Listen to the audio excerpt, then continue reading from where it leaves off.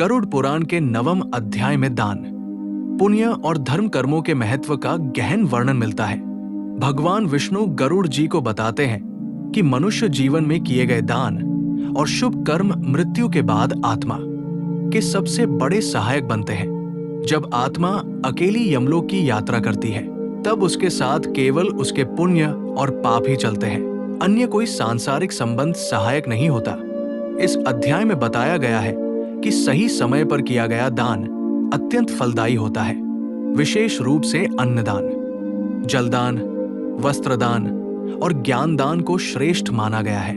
जो व्यक्ति भूखे को भोजन कराता है, प्यासे को जल देता है और दुखी की सहायता करता है, उसके पुण्य कई गुना बढ़ जाते हैं। दान का मूल्य उसकी मात्रा से नहीं, बल्कि भावना से आका जाता है।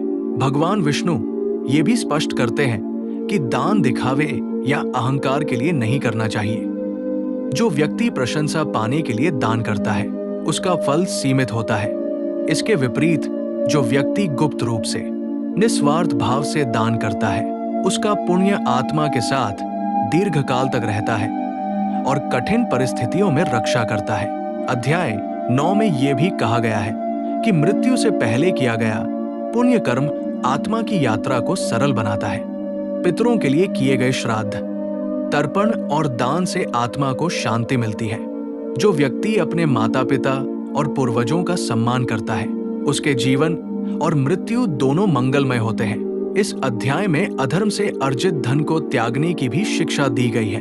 कहा गया है कि पाप से कमाया गया धन न तो सुख देता है और न ही मृत्यु के बाद सहायक बनता है, बल्कि ऐसा धन आत्मा के लिए बोझ बनता है, जिससे उसे कष्ट भोगने पड़ते हैं। गरुड़ पुराण का ये अध्याय मनुष्य को ये स्मरण कराता है कि धर्म केवल पूजा पाठ तक सीमित नहीं है, बल्कि सही आचरण, करुणा और सेवा का नाम है।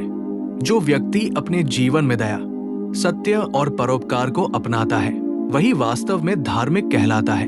9वां अध्याय ये सिखाता है कि दान और पुण्य कर्म मनुष्य के लिए इस लोक और परलोक दोनों में प्रकाश का मार्ग बनते हैं। जीवन में जो थोड़ा भी शुभ कर्म किया जाता है, वो कभी व्यर्थ नहीं जाता और उचित समय पर उसका फल अवश्य प्राप्त होता है।